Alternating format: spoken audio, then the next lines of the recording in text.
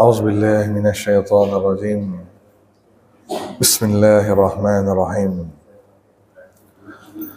الحمد لله رب العالمين، والصلاة والسلام على أشرف الأنبياء والمرسلين، حبيبنا شفيعنا مولانا محمد بن عبد الله وعلى آله وصحبه أجمعين.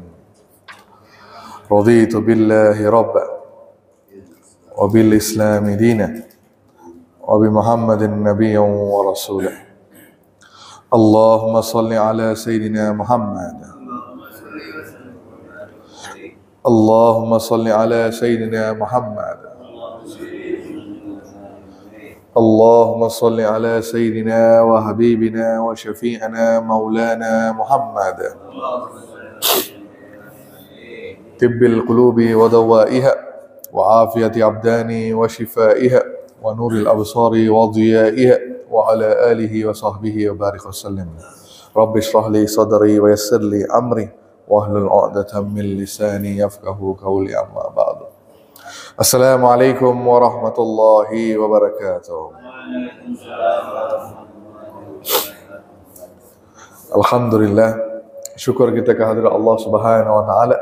Dengan limpah kurnia dan rahmatnya, Allah telah menggerakkan tangan kita, Allah telah menggerakkan kaki kita, dan Allah telah memberikan kita kesempatan waktu untuk sama-sama hadir ke masjid yang mulia ini, Masjid Fastabiqul Khairat. Kemudian Allah memilih saya dan semua yang hadir sama-sama menunaikan salat fardu subuh berjamaah. Kemudian kita duduk di dalam majlis yang mana disabdakan oleh baginda sallallahu alaihi wasallam, mana-mana majlis zikir yang mengingatkan kita kepada Allah dan Rasulnya, baginda menyebutkan sebagai Raudatul Jannah, taman-taman surga di dunia. Mudah-mudahan Allah angkat kajian kita pada subuh ini sebagai Raudatul Jannah. Amin ya rabbal alamin. Apa kabar jemaah semuanya? Sehat? Baik. Bertemu kita kembali dalam kajian rutin kita. Seperti yang dijanjikan minggu yang kemarin, kita telah bahaskan tentang kitab yang baru, yakni kitab Al-Adab Al-Mufrad, karangan Imam Bukhari.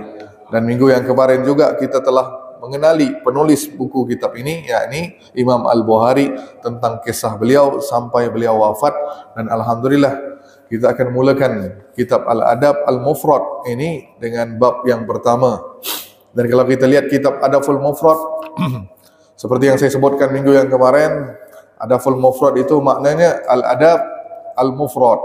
Nah, Al-Adab semua tahu adab, kan? Kalau Al-Mufrad bermakna satu ataupun sahaja ataupun semata-mata, kan? Maka adab semata-mata atau adab sahaja. Itu tentang kitab Adabul Mufrad ini. Baik.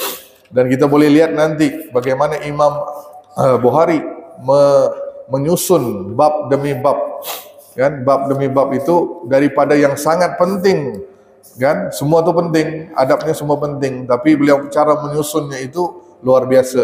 Dengan beliau meletakkan bab yang pertama adalah bab firman Allah Subhanahu wa taala, surah Al-Ankabut. Surah apa? Beliau katakan bab pertama, bab firman Allah Subhanahu wa taala, surah Al-Ankabut ayat yang ke-8. Surah Al-Ankabut ayat yang ke-8, yang mana ayat itu membawa tentang yang berbunyi wasainal insana bil walidaini husna, dan kami wajibkan kepada manusia agar berbuat kebaikan kepada kedua orang tuanya. Wa wasainal insana wa biwalidayhi husna. Kan? Dan kami wajibkan kepada manusia agar berbuat kebajikan kepada kedua orang tua. Jadi bab yang beliau masukkan, bab yang pertama, yakni bab tentang birrul walidain, berbuat baik kepada orang tua. Maka saya bacakan bab pertama hadisnya. Abu Al-Walid menceritakan kepada kami, ia berkata, Syu'bah menceritakan kepada kami, ia berkata, Al-Aizar mengkabarkan kepadaku, ia berkata, Aku mendengar Abu Amr Asy-Syaibani berkata. Aku mendengar Abu Amr Asy-Syaibani berkata. Jadi beliau mendengar pemilik rumah ini. Katanya pemilik rumah ini sambil menunjukkan tangannya ke rumah Abdullah. Ke rumah Abdullah. Jadi boleh lihat, bayangkan suasananya ketika itu, mungkin dalam kajian ataupun sebagainya, berada di suatu tempat yang mana dekat dengan rumah Abdullah. Abdullah yang mana nih?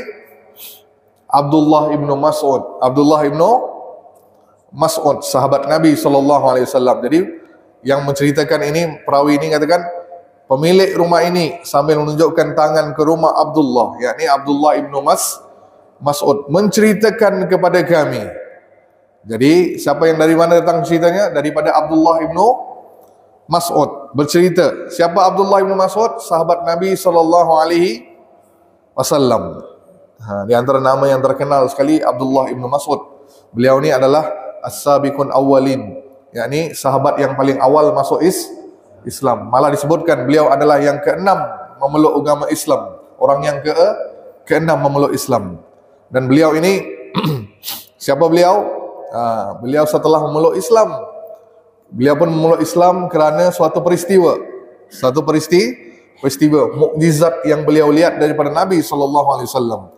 Jadi Abdullah bin Mas'ud ni sebelum masuk Islam, beliau itu pengembala kambing.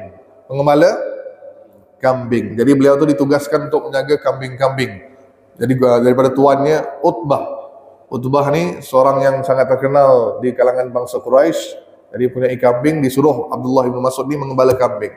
Jadi suatu hari Nabi dengan Abu Bakar As-Siddiq melewati tempat itu dalam keadaan sangat haus. Maka Abu Bakar menawarkan, wahai fulan, berikan kami minum susu kambing, kami boleh bayarkan. Tapi kata Abdullah bin Mas'ud, tak boleh, ini kambing tuan saya. Walaupun beliau belum masuk Islam, tapi beliau seorang yang amanah, sangat jujur. Beliau tidak mau, ketika ditawarkan bayaran, tak mau. Jadi apa kata, langsung Rasulullah kata, ada apa tidak kambing betina yang belum dinikahkan? Berikan. Kan? Kambing betina yang belum nikah. Otomatis ada susu apa tidak? Tak ada lah. Kan? Maka dia ambil, terus Nabi usap sambil membacakan satu kalimat. Dan riwayat yang katakan Nabi membacakan doa, ataupun ada riwayat yang lain mengatakan baginda membacakan kalimat Bismillahirrahmanirrahim, langsung diperah susu itu keluar. Kan?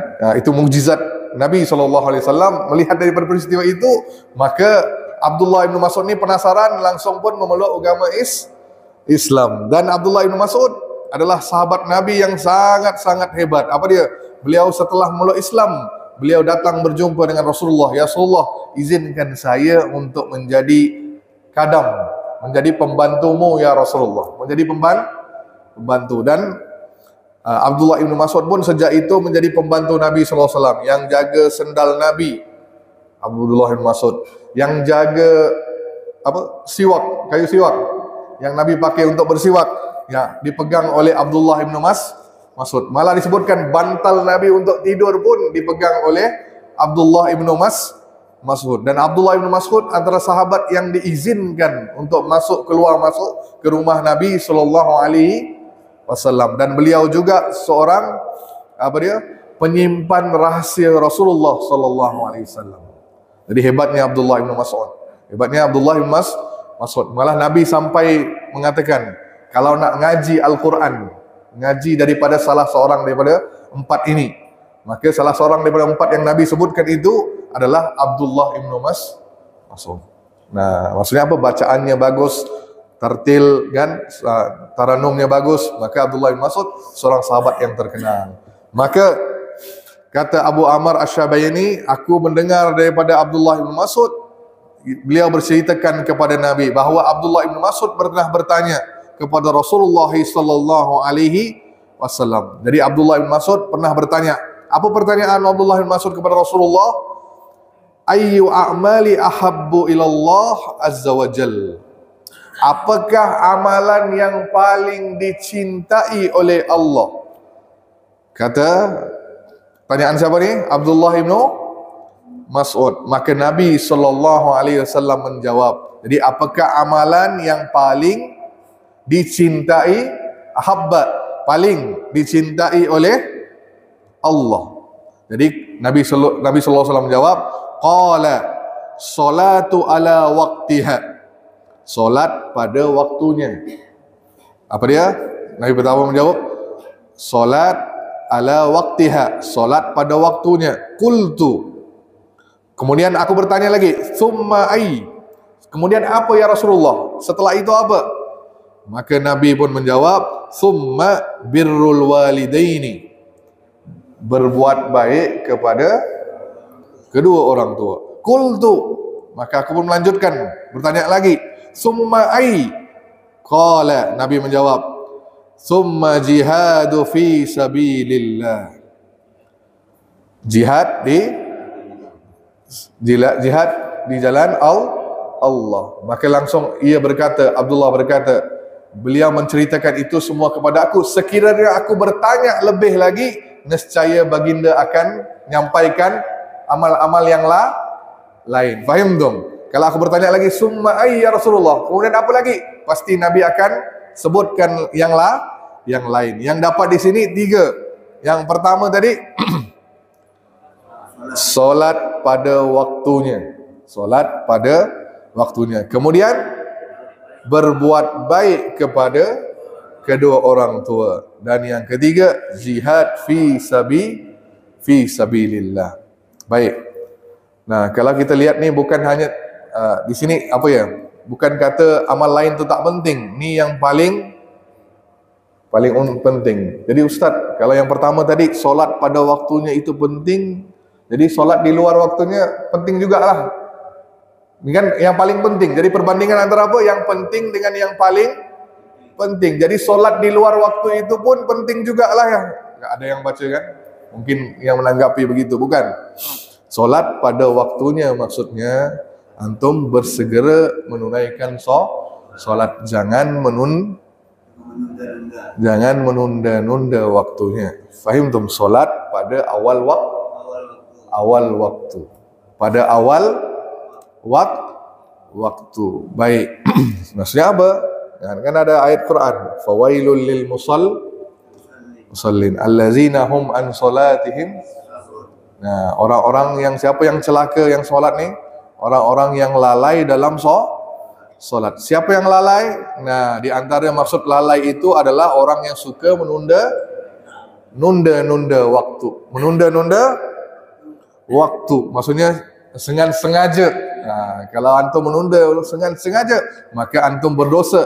Itu adalah perlakuan yang tidak baik. Fahim dong? Tapi ada solat yang boleh antum akhirkan waktunya. Di antaranya solat isya. Solat isya Nabi biasanya akan mengakhirkan waktunya. Faham dong? Mengakhirkan waktunya. Nah, jadi antum boleh mengakhirkan waktu, maksudnya tidak masih dalam waktu solat. Maksud contoh, masih dalam waktu zuhur, cuma tidak di awal tadi. Faham dong? Contoh dalam waktu zuhur sekarang ini jam 12. Antum mungkin solatnya jam 1. Contoh. Kan masih waktu zuhur apa tidak?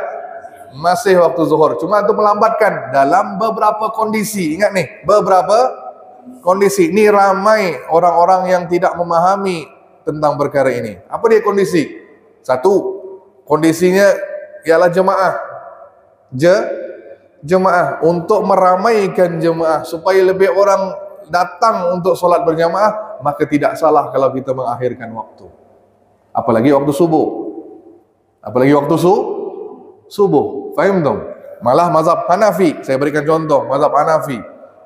Kalau mazhab Hanafi itu waktu solatnya jam 4.30, setengah 5. Mereka kan solat jam 5 ataupun jam hampir-hampir nak waktu syuruk baru solat. Kenapa? Supaya lebih ramai datang ke masjid. Faham dong?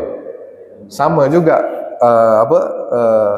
untuk meramaikan supaya lebih ramai yang datang. Contoh ni kalau antum solat di awal waktu tadi jemaahnya tak ramai, takut juga nanti ramai akan masbuk, maka lebih baik tidak salah menunggu. Itu perbuatan Nabi sallallahu alaihi wasallam. Solat Isya baginda tunggu sampai semua datang nih, baru baginda akan solat. Faham dong? Malah sampai ada tahap baginda melewatkan solat Isya itu sampai mau tengah malam. Mau tengah malam. Faham tak? Gara-gara menunggu jemaah. Ni kondisi yang boleh antum lewatkan sedikit waktunya. Ataupun yang keduanya, kondisi cuaca. Cuaca. Baik hujan, baik ataupun panas yang sangat kuat. Maka Nabi pernah mengakhirkan solat zuhur. Kerana apa? Cuaca yang sangat panas. Ataupun ketika banjir, maka boleh antum mengakhirkan waktu solat. Ni anak pernah lihat di masjid ini juga anak lihat. Maaf. Waktu hujan kemarin. Betul? Antum bila dah, antum ni tak ikut, aduh susah juga gitu. Nak kata, kalau tegur nanti mengajuk pula. Kalau kita tegur merajuk, rasa diri dia hebat, mau dengar tak mau kan? Sampaikan apa tidak ni? Sampaikan apa tidak ni? Janganlah merajuk dengan saya pula kan? Boleh ya? Tak kisah? Tak kisah kan? Saya harap takmir pun tak kisah, ataupun seksi ibadah, siapa pun tak kisah ni. Kan? Sebab kita nak belajar ilmu, faham tak? Ingat baik-baik, Nabi pernah sebut, ni hadis yang jelas ni, dalam kitab Bulughul Maram, kitab Ibnu Hajar Al-Asqalani, dalam bab tentang azan. Bab tentang azan dan iqamat. Beliau katakan apa dia? Bawakan hadis Nabi SAW. Hak azan terletak pada muazzin. Apa dia? Hak azan terletak pada muazzin. Maksudnya apa? Muazzin itu lebih berhak bila dah masuk waktu dia azan. Faham tak? Dia lebih tahu waktunya. Tapi hak iqamat terletak pada imam. Ini sabda Nabi SAW. Tapi zaman sekarang antum bergantung pada bunyi nanti ni, ayo cepat. Faham tu? Walhal muazzin di zaman Nabi itu akan tunggu kode dari Rasulullah. Faham tu? Walaupun dah waktunya mau iqamat, tapi dia tak akan bangun iqamat selagi Nabi tidak nyuruh. Tapi di sini berbeza. Antum iqamat dulu baru cari imam. Siapa imam? Pak, sila Pak, Ustaz, sila Pak Ustaz. Aduh. Gimana nih? Betul Pak? Betul lah Pak? Kejadian apa tidak? Antum yang berhak suruh iqamat, imam ni bila dah iqamat baru cari imam. Dah siapkan imam dulu, dan imam itu kalau di sini saya belum tahu, mungkin belum ada imam tetap, betul? Belum ada ya? Ada ke Pak Sep? Imam tetap belum, tapi beliau ni yang saya lihat setiap subuh beliau. Jadi beliau dah biasa imam, maka tunggu arahan dari beliau. Kalau beliau belum datang, tunggu beliau. Tak salah kalau antum mengakhirkan solat ya, faham dong? Jangan pula antum pula bangun dah bunyi langsung antum pun iqamat. Salah tu. Apa dia? Dia harus instruksi dari imam. Ataupun kalau beliau memang telat, maka baru dah cari pengganti yang lain. Kalau ada waktunya memang dah terlalu panjang, takkanlah waktu nak syuruk baru beliau datang kan? Itu pun jangan nunggu sampai itu. Faham dong? Kalau memang beliau dah terlambat sangat, dah lebih waktu, maka baru cari yang lain. Itu sebenarnya fikih tentang azan dan iqamat. Faham dong? Ni dengar, saya minta ni, jangan berharap pada ni lah. Ni maaf, saya lihat baru ada yang datang solat dia, langsung iqamat. Kesian bapak yang solat, belum selesai lagi solat dia. Faham dong? Apa salah antum lihat? Okey, semua dah solat dah, semua dah ramai ni. Okey, yuk. Faham dong? Boleh apa? Sama juga solat Isya. Maaf ni apa yang pengalaman saya. Kalau solat Isya, contoh tu ada kajian, maka tak salah mengakhirkan solat Isya. Azannya kemudian boleh. Itu perbuatan juga, diperbuatan para sahabat Nabi SAW juga. Faham dong? Sahabat Nabi Ibnu Abbas, siapa? Abdullah Ibnu Abbas. Siapa Abdullah Ibnu Abbas? Bapaknya Abbas bin Abdul Muttalib. Siapa Abbas bin Abdul Muttalib?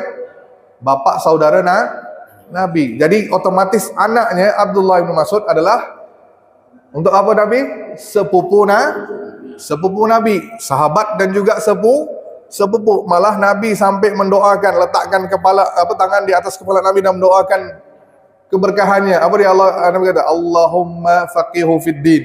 Moga engkau diberi ilmu dalam agama, dikuatkan dengan ilmu agama. Maka Abdullah ibn Abbas ni pernah ceramah waktu maghrib sampai dah waktu isyak. Masuk waktu isyak, terlambat sikit nih, dah setengah jam. Jadi Jumaat situ dah tak senang. Semua bising, diam-diam kan lihat gelingnya, apa lambat nih lah ni. Belum solat isyak lagi nih. Kan? Terus sampai ada yang berani kata, as-salah, solat, berhenti kau. Contoh gitu kan. Berhenti kau nih, dah mau waktu solat. Abdullah bin Mas'ud dengar, langsung dikata apa?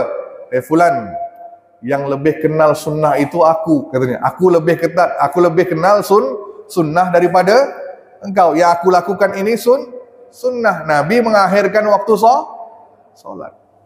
Fahim dong? Jadi kalau antum dalam kondisi agama kajian, tak ada masalah kalau diakhirkan waktu isya. Fahim dong? Man, boleh tak salah 15 minit, telat azan pun tak jadi masalah. Fahim dong? Fahim dong? Kecuali antum sahaja masjid ada di kota Pontianak. Fahim dong?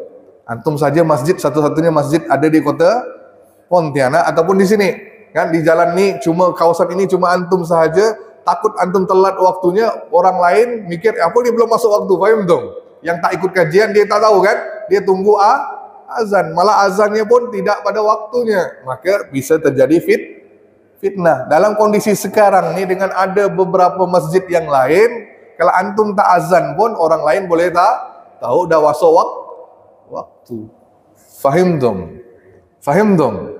Faham dong? Maka jangan pula antum tak senang dengan ustaz yang ceramah ni minta dia berhenti. Faham dong? Salah tu. Macam antum jak pandai sekali kan?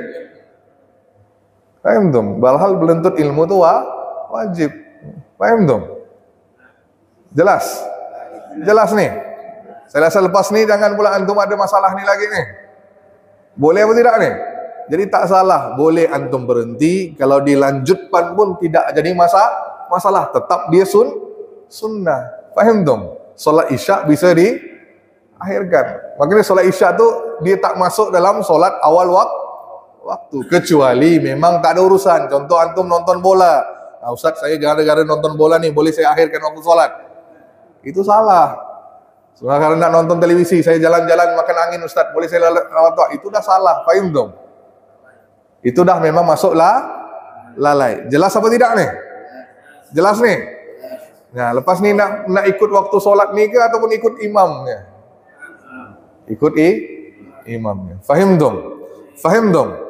Okey, lanjut. Maka yang pertama tadi solat ala waktiha, solat pada waktunya.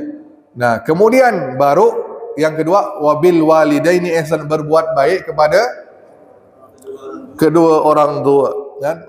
Birrul walidain, berbuat baik kepada orang tua. Kenapa nombor 2? Kenapa nombor 2? Jadi yang paling penting tadi solat. Kenapa sini Imam Bukhari kata apa? Kerana solat itu memang dah wajib. Faham dong? Memang wajib dikerjakan setiap Muslim. Itu nah pertama. Faham dong? Yang keduanya itu adalah berbuat baik kepada orang tua. Malah berbuat baik kepada orang tua itu diletak sebelum jihadu fi sabilillah. Maksudnya apa? Berjihad di jalan Allah itu nombor 3. Tapi nomor lebih dari atas daripada itu adalah berbuat baik kepada orang tua. Faham dong? Faham dong? Dan ada hadis Nabi juga. Kadang-kadang orang yang baca pun dia kata Nabi ni macam tak konsisten. Di satu hadis saya baca Ustaz, yang pertama amal yang paling dicintai oleh Allah adalah solat pada waktunya. Terus dalam hadis yang lain kata jihad fi sabilillah, itu yang paling dicintai. Dalam hadis yang lain pula orang nanya sedekah. Dalam hadis yang lain pula dinanya adalah istiqamah, itu yang paling dicintai oleh Allah. Kan ada hadis tu kan? Nah, ni maksudnya Nabi tidak konsisten ke Ustaz? Lah, Nabi konsisten. Tapi ni ilmu dakwah. Apa ilmu dakwah? Nabi lihat siapa yang tanya soalan. Faham dong? Nabi lihat pada penanya soalan. Kalau penanya itu orang yang kaya, maka Nabi akan kata amalan yang paling bagus adalah sedekah. Kalau nampak Nabi ada anak muda, dia ni badannya kuat tapi tak ada orang tua, maka Nabi kata amal yang paling bagus itu adalah berjihad di fisabilillah. Terus Nabi lihat ada orang ni, ada pula orang tuanya, masih muda lagi. Nabi kata berbuat baik kepada orang tua. Ni maksudnya ilmu dalam bidang dakwah. Antum kena tahu siapa audiens antum. Faham tak? Siapa yang antum ingin dakwahi. Contoh, antum pergi ke kampung dalam ni, pedalaman. Orang miskin semuanya, rata-ratanya miskin. Terus naik khutbah. Jangan lupa untuk bayar zakat mal. Kira-kira masuk apa tidak ilmunya? Walhal itu orang kampung. Manalah dia ada harta banyak sampai nak bayar zakat mal. Faham tak? Antum pergi ke tempat yang memang pejabat, orang pejabat. Apa tausiahnya harus ada dalam tu? Makan buah-buah tempatan, gitu cerakah. Tak, dalam waktu di situ ada ahli pejabat semuanya. Antum cerita, jangan rasuah, jangan riba. Itu dia. Faham tak? Ni ilmunya. Ini ilmu dakwah. Maka Nabi lihat siapa si penanya soalan. Dengan itu Nabi menyebutkan amal-amal tersebut. Faham dong? Faham dong? Jelas apa tidak ni? Lanjut. Lanjut apa tidak? Baik, seterusnya. Nah, masih di situ. Terus Imam Bukhari membawakan. Ini semua tahu. Adam menceritakan kepada kami. Ia berkata, Syu'bah menceritakan kepada kami. Ya'la bin Atha menceritakan kepada kami dari ayahnya Abdullah bin Umar, ia berkata, dan di sini tak disebutkan qala Rasulullah SAW, tapi yang menyebutkan itu Abdullah bin Umar. Maksudnya siapa Abdullah bin Umar? Sahabat Nabi. Pasti dia dengar daripada Nabi. Maka di situ apa kata Abdullah bin Umar? Redha Allah adalah pada redha ayah ibu, dan murka Allah pada murka ayah dan ibu. Nah, di sini menunjukkan bahawa kepentingan antum berbuat baik kepada kedua orang tua. Fahim dong? Maka berbuat di sini, saya pun nak buat apa di sini rata-rata dah memang ayah ibu ni kan. Betul. Rata-rata dah ayah ibu dah sini kan. Sebabnya saya ceritakan ni kepada anak-anak muda, betul. Di sini semua dah rata-rata dah memang ayah ibu, betul? Kan? Ataupun ada yang masih ada orang tua, bagi bagus, kan? Nah, mungkin ada yang kata tidak ada, kan? Tak apa, tapi antum sampaikan ilmu ini kepada siapa? Anak-anakmu, anak muda, yakni kepada anak-anak antum. Baik, saya lanjutkan lagi. Hadis bab 2, berbakti birrul ummi, berbakti kepada ibu. Abu Asim menceritakan kepada kami, kan, Bas bin Hakim dari ayahnya kakeknya, aku bertanya, ya Rasulullah, ya Rasulullah, man abarru? Ya Rasulullah, man abarru? Kepada siapa aku harus berbakti? Maka Nabi menjawab, qala ummak, ibumu. Apa? Ibumu. Qultu man abarru? Aku tanyakan lagi, siapa setelah itu, siapa ya Rasulullah? Qala ummak. Berapa kali dah? Terus qultu man abarru? Aku tanyakan kepada Nabi lagi. Maka Nabi menjawab, qala ummak. Berapa kali dah? 3. Terus sahabat ini pun masih lanjutkan lagi, man abarru ya Rasulullah? Kemudian siapa lagi aku harus berbakti? Qala aba. Siapa? Ayahmu. Summa, terus Nabi jawab lagi, qala aba. Terus Nabi baca lagi, summa aqraba fal aqrab. Kemudian adalah orang yang ada kaitan dengan bapakmu ataupun makmu. Faham dong? Pertama mak kata apa? Nabi kata yang berbakti harusnya kepada ibu. Setelah tu ibu. Setelah tu pun ibu, 3 kali ibu. Setelah tu baru Nabi kata ayah. Kemudian siapa? Baru Nabi kata kemudian adalah kerabatmu, yakni yang ada pertalian dengan ayah dengan ibu. Nah, itu maksudnya paman kita, bapak saudara kita, bibi kita. Faham dong? Faham dong? Di sini apakah menunjukkan ibu tu lebih mulia daripada bapa? Kenapa Nabi sampai sebut 3 kali? Nah, maka ulama bahas kenapa Nabi sebut 3 kali. Sebab satu sisinya, kenapa 3 kali Nabi sebut nama Ummi? Sebab di situ adanya ibu yang melakukan sesuatu hal, maksudnya ibu itu melalui 3 kepayahan yang tidak akan pernah dirasai oleh si ayah.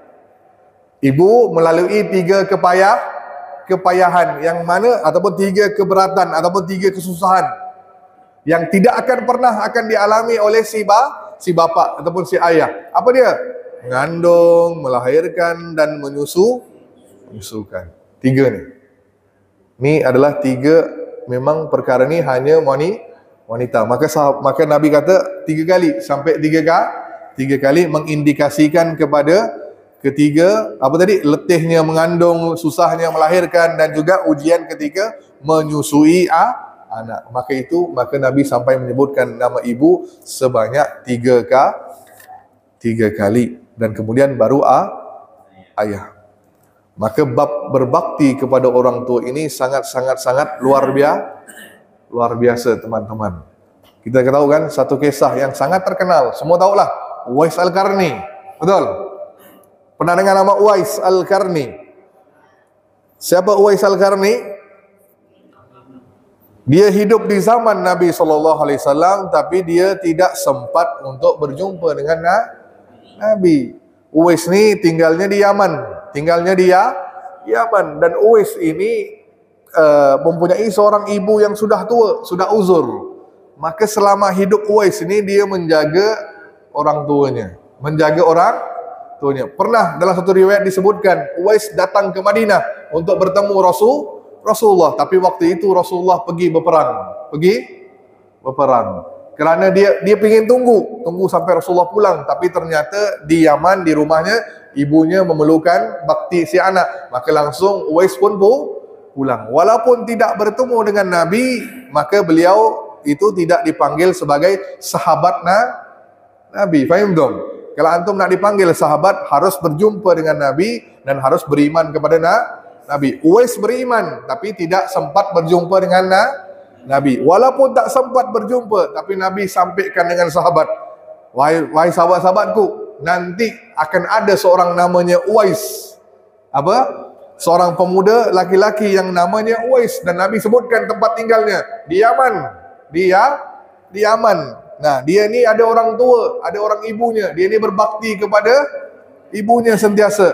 Maka kalau kau jumpa dia, kan, kalau Uwais ni bersumpah, berdoa, pasti Allah akan ijabah. Dan kalau kalian jumpa dengan Uwais, kata Nabi, ni Nabi sampaikan kepada sahabat, kalau kalian jumpa Uwais, kalian minta kepada Uwais, mendoakan keampunan untuk kalian. Minta Uwais beristighfar untuk kalian, baru Allah akan ampuni dosa kalian. Nah, kata-kata Nabi itu diingat oleh Umar Al-Khattab. Siapa?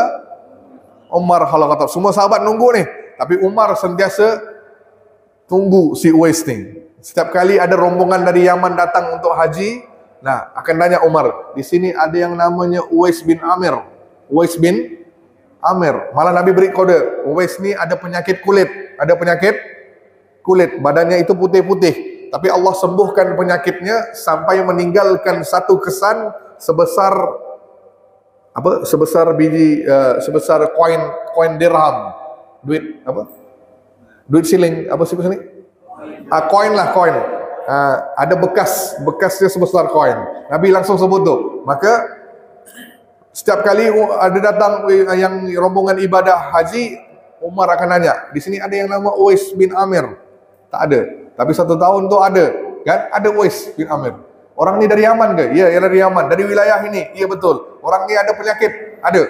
Kan? Dah sembuh. Maka langsung, mana dia? Ditunjukkan. Langsung Umar pun nanya, kau ni Uwais? Ya, saya Uwais. Kau ni ada orang tua dulu? Ada ibumu? Ada ibu saya. Kau ni dulu ada penyakit? Ya, betul. Terus langsung Uwais, Umar pun pegang. Tolong doa kepada Allah agar aku diampuni dosa. Terkejutlah Uwais. Terkejut. Ya Amirul Mukminin, engkau ni sahabat Nabi, sahabat yang paling dekat. Apa pula aku mendoakan engkau? Engkau lah yang mendoakan untuk aku. Nah, terus Umar kata, aku pernah dengar dari Rasulullah cerita tentang engkau. Maka sekarang aku minta, tolong kau doakan untuk aku. Maka Uwais pun berdoa. Maka berita ini tersebar, maka semua orang ni datang, oh Uwais ni hebat ni, pandai doanya mustajab. Maka saking ramai yang mencari Uwais untuk didoakan, maka Uwais ni pun takut, langsung dia pun mengasingkan dirinya, tidak mau dilihat oleh manusia. Ni Uwais Al-Qarni, tabi'in yang penghulu tabi'in, pemimpinnya para tabi'in. Fahim tu? Uwais Al-Qarni. Kenapa doanya mustajab? Satu saja amal yang dia buat. Apa dia? Berbakti pada orang tuanya. Fahim tu? Ni maaf. Antum pergi umrah. Ni anak lihat depan mata. Antum pergi umrah. Bagus. Bawa orang tua. Tapi bila dah sampai umrah, langsung antum pun bayar. Pak, tolong tolak orang mak saya nak ibadah. Saya nak fokus ibadah. Betul atau salah? Fahim tu? Sampai begitu sekali kan? Fahim tu? Antum fikir fokusnya nak ibadah. Nah, tolong orang tua ini antum tolaklah. Nah, saya bayar duit ni berapa? Nah, ambil berapa dirham, berapa dinar. Nah, tolong uruskan orang tua saya. Apa dia? Tolong bawakan untuk kerjakan ibadah umrah. Saya nak fokus kepada ibadah saya. Apakah betul apa salah perbuatan ni? Kurang betul. Kenapa? Kau ada ibu. Bila kau sama-sama tolak ibu ni, faham tak? Dahlah anak muda, kan? Apa salah engkau pun dengan ibu engkau yang nguruskan ibumu sepanjang umrah. Itu pun akan dapat lebih pahala daripada kau kerjakan sendirian. Ni ramai yang tidak tahu. Kenapa Uwais tu sampai begitu? Sebab apa? Baktinya luar biasa. Apa kata si ibu tadi kepada Uwais? Uwais, aku nak kerjakan ibadah haji, tapi aku tak mampu. Uwais ni pun miskin, faham tak? Nak bayarkan orang supaya bawakan orang tuanya pun tak ada duit. Nak bayarkan orang ni bawa dalam tandu. Apa tandu yang macam kemah tu? Tahu kemah? Rumah kemah tu yang dibawa orang tu. Itu pun harus bayar. Uwais tak ada duit. Apa kata Uwais? Baiklah mah, saya akan turuti. Maka apa yang Uwais buat? Setiap hari dia pun ambil seekor sapi, letakkan di atas belakang ni, turun naik bukit. Turun naik berkali-kali. Kan? Sampai badan ini dah rasa apa? Ia kuat lah gitu kan, dah tak rasa lagi kalau ada beban di atas ni. Maka dia buat apa? Dia pun nak pikul ibunya dari Yaman pergi ke Mekah untuk mengerjakan ibadah haji. Sa'i, lontar jamrah, letak pikul ibunya, gendong. Makanya Uwais tu jadi sangat-sangat terkenal di langit, penduduk langit. Faham dong? Ni antum tak sampai umrah. Nah, awak ajak tolonglah. Saya nak fokus ibadah. Nah, ni orang-orang yang tidak mengambil kesempatan untuk mendapat pahala dengan berbuat baik kepada orang tua. Faham dong? Okey, sangat besar itu adalah pengorbanan untuk berbakti kepada orang tua. Faham dong? Berbakti pada orang tua ni sangat-sangat besar pahalanya. Okey, lanjut. Hadis yang keempat. Disebutkan di sini. Ini penting.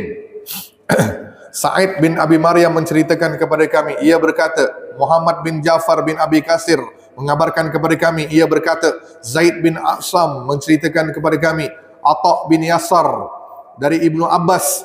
Nah, daripada Ibnu Abbas bahawa ada seorang laki-laki datang kepadanya lalu berkata, datang seorang laki-laki ni jumpa siapa? Atha bin Yasar, kan? Daripada jumpa Ibnu Abbas. Maka apa laki ni buat? Laki ni tanyakan, aku pernah melamar seorang wanita, tetapi ia menolak menikah denganku. Ni kisah yang sama kan ni? Zaman sekarang pun sama lebih kurang. Bila antum nak lamar seseorang, tiba-tiba ditolak, kira-kira dalam hati antum tu rasa apa? Kecewa?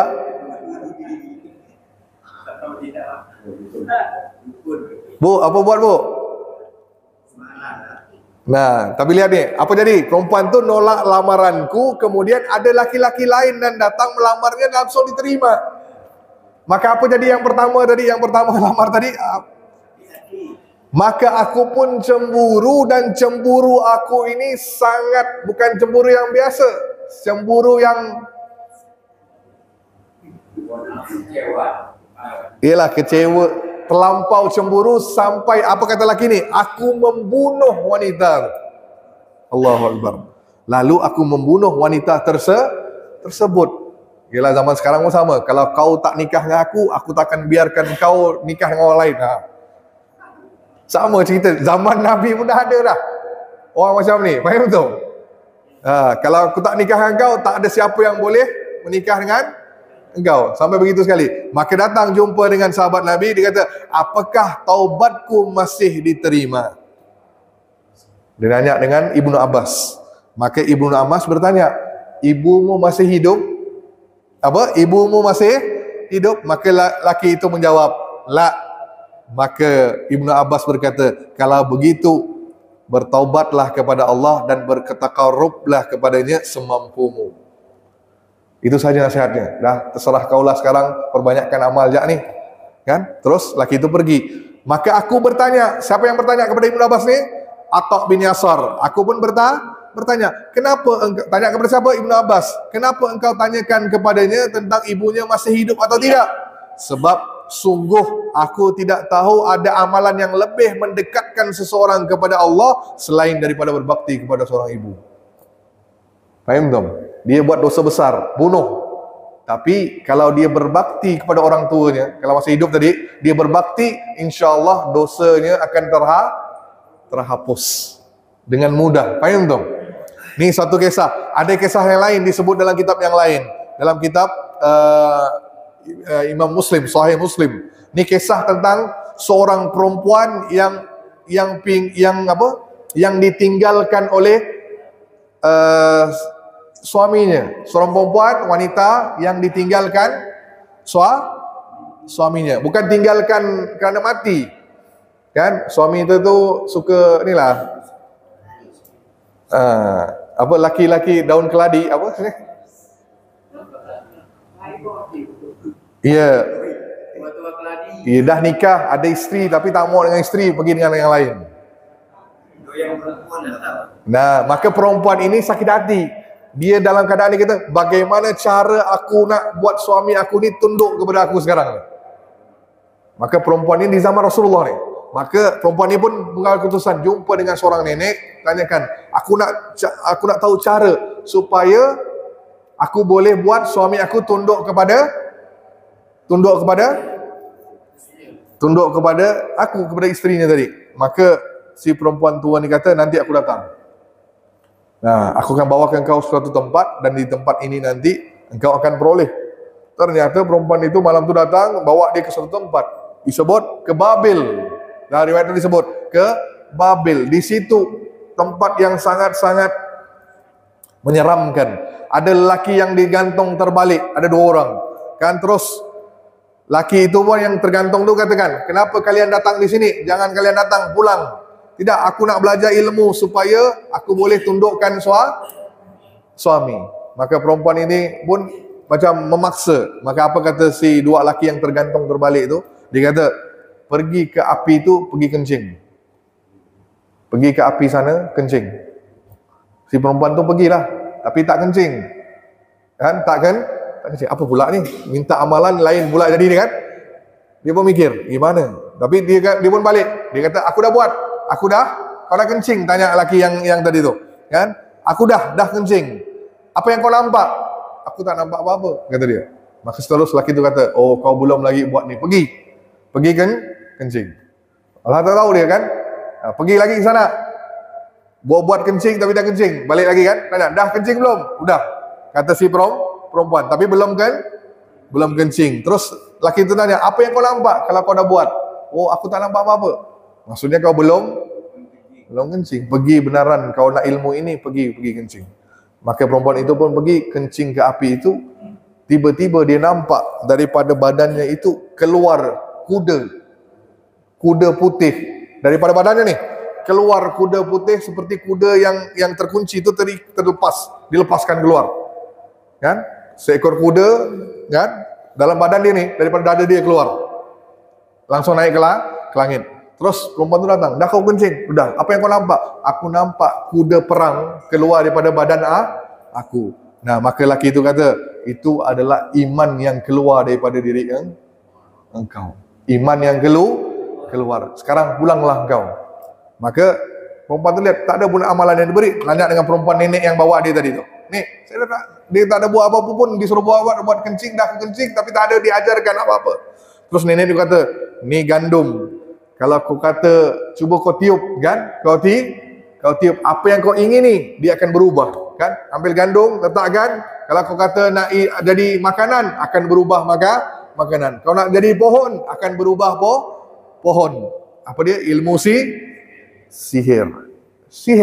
Dia belajar ilmu sihir. Maka perempuan tu balik. Kau nak apa pun hajat engkau akan tercapai. Maka baliklah perempuan tu. Tapi dalam hati dia merasa dia tidak tega. Ilmu apa ni? Tak beranilah aku ni.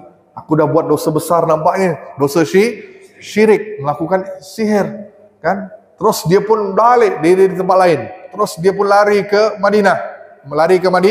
Madinah untuk berjumpa dengan Rasulullah, nak minta cara nak bertaubat. Bila sampai di Madinah, ternyata Rasulullah sudah wafat.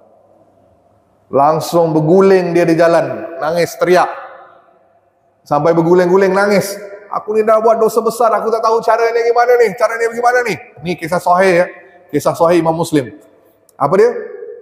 Teriak perempuan tu, tolong saya, kata si perempuan ni. Langsung jumpa Aisyah, ceritakan, aku ni pergi bawa ke sini, aku buat amalan ini, gimana caranya? Apakah taubat aku akan diterima? Bagaimana cara aku nak bertaubat? Maka apa kata Aisyah? Aku tak berani nak beri pendapat sebab kasus kau ni sangat besar, tak pernah berlaku. Aku tak tahu nak bagaimana nak cari solusi. Pergilah kepada ayahku. Siapa? Abu Bakar. Rasulullah baru meninggal tu waktu itu. Terus pergi kepada Abu Bakar, diceritakan. Abu Bakar pun kata, aduh, aku pun tak berani nak beri pendapat, kan? Tak berani. Kasus kau ni sangat besar. Ni lihat orang-orang zaman dulu kan, bila tak tahu disebut tak tahu. Zaman sekarang kalau antum ditanya soalan, tak tahu pun antum jawab. Betul. Nah, mereka kata la adri, saya tidak tahu ni. Nah, terus apa kata Abu Bakar? Pergilah kau kepada Umar. Nah, dia pun mungkin dah lebih tahu. Nah, pergi ke Umar, diceritakan perempuan tu. Ceritakan, wahai Umar, tolong saya macam mana? Umar pun kata, aku tak berani nak sebut macam mana sekarang ni. Terus perempuan tu pulang. Ketika pulang, mereka tu bersembang. Siapa sembang? Abu Bakar, Umar, Aisyah. Kalaulah perempuan ini orang tuanya masih hidup, pasti kita akan suruh dia berbakti pada orang tuanya. Nah, apa intinya hadis ini? Sama dengan kisah tadi itu, laki yang bunuh perempuan tadi. Faham tu? Amalan dosa besar, walaupun itu dosa syirik, bisa terampun, maksud terhapus dengan bakti kita kepada orang tua. Faham tu?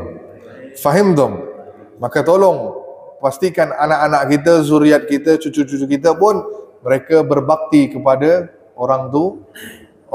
Faham tu?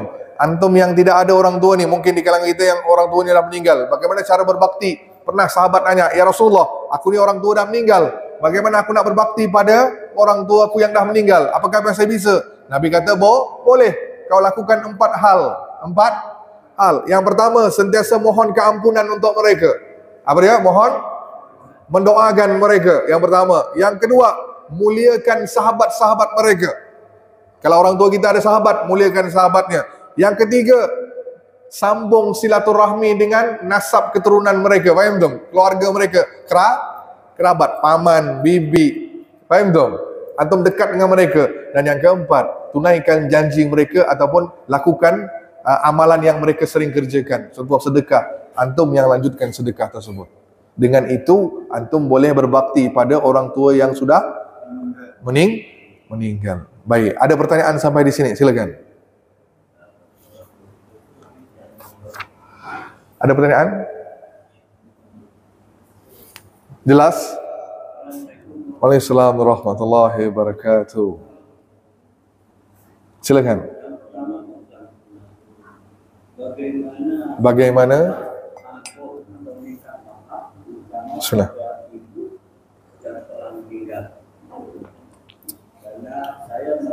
Pernah berbuat salah.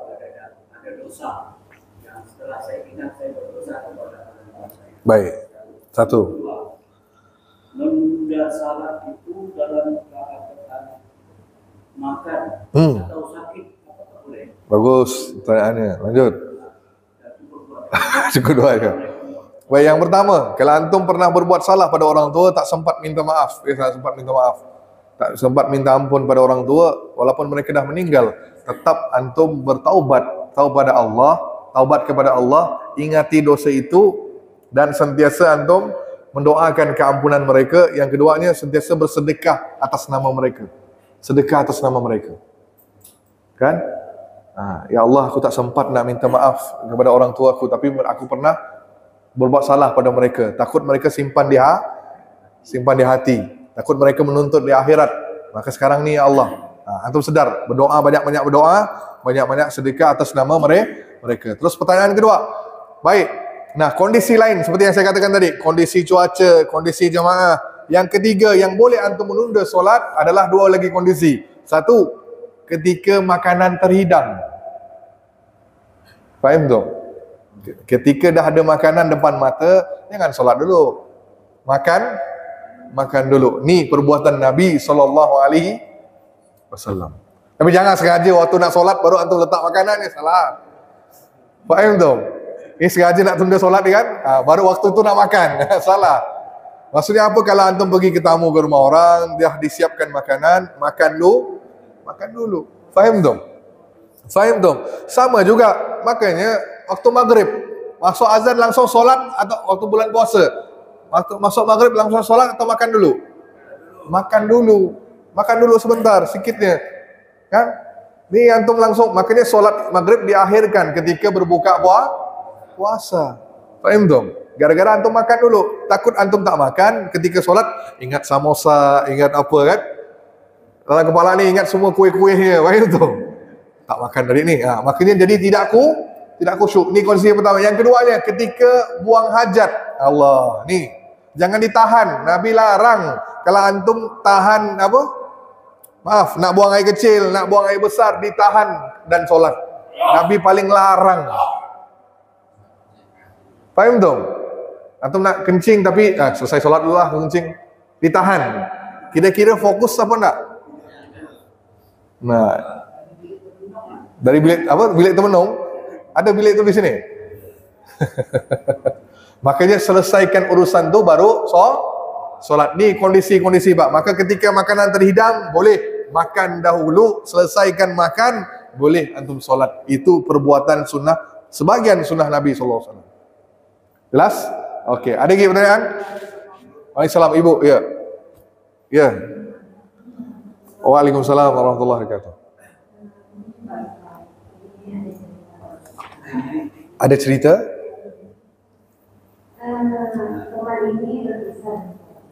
Berpisah dengan suaminya. Baik.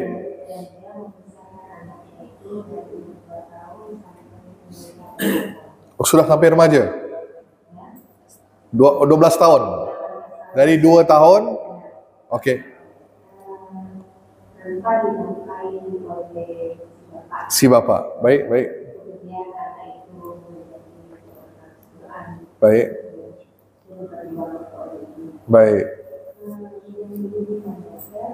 Apa hukumnya kelak kalau seorang ayah yang tidak mengetahui anak, tetapi anaknya ini alhamdulillah sebenarnya berdiri.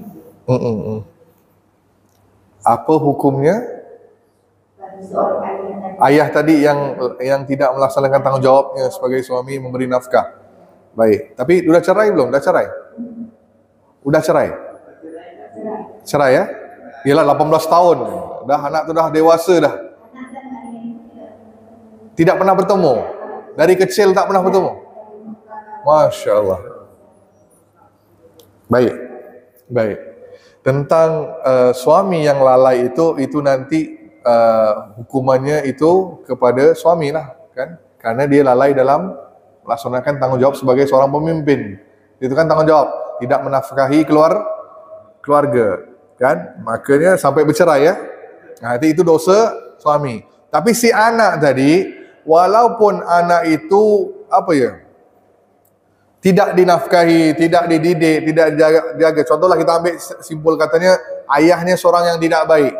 Walaupun ayahnya tidak baik, tetap dia masih boleh berbakti pada orang tua. Tetap boleh mendoakan kepada orang tuanya. Sebab itu memang ayah kandungnya kan. Nah, tetap diingati dia, tetap dia tak boleh. Bapak ni tak nafkahi saya tak kisah pasal bapak. Tak boleh. Faham tak? Dalam Islam tu walaupun bapak kau jahat, tetap tugas engkau wabil walidaini ihsana, berbuat baik kepada mereka. Gitu. Ayah dia tak kisah. Anaknya, apa kata anaknya? Kerana ingin kurangi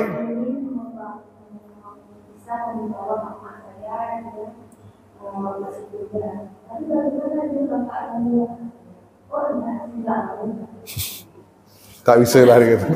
Itu kerana dia iya, mungkin dia belum faham tentang itulah berbakti pada orang tuanya. Walaupun orang tua kita itu jahat sekalipun, tetap itu bapaknya, tak bisa nafikan. Tetap dibinkan dengan nama bapaknya. Faham tak? Dibinkan tak dengan bapaknya?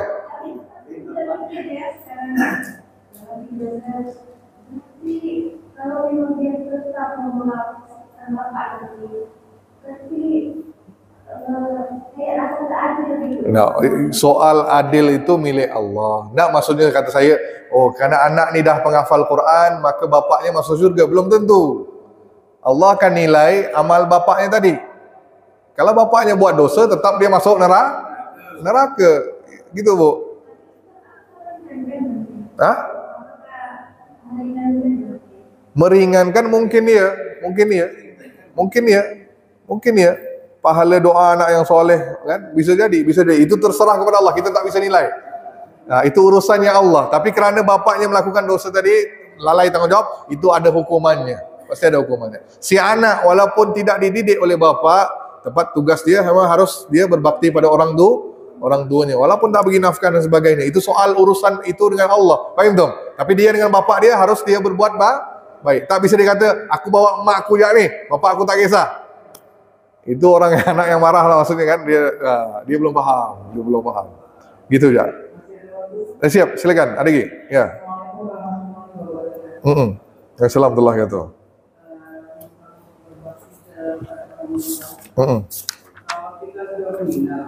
Kalau kita sudah meninggal, jadi ibu meninggal.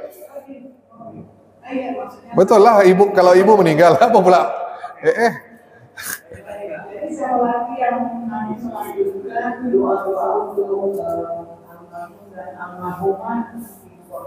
Apa dia? Anak kita mendoakan.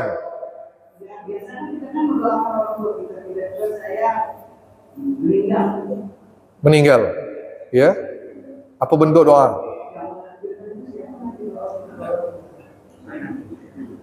Kurang paham saya. Gimana, Bu? Kalau ibu meninggal,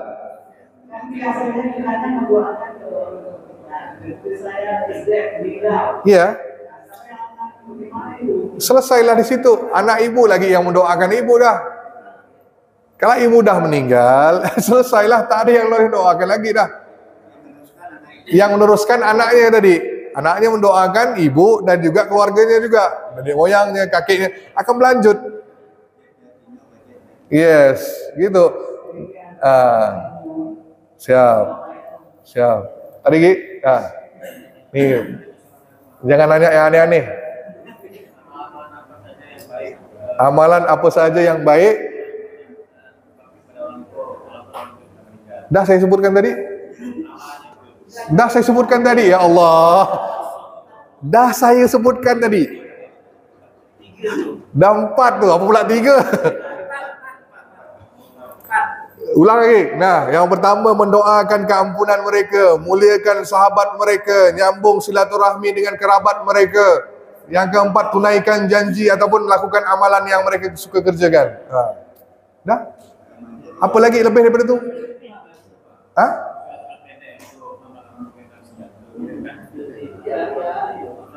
Surah-surah pendek, doa ke surah?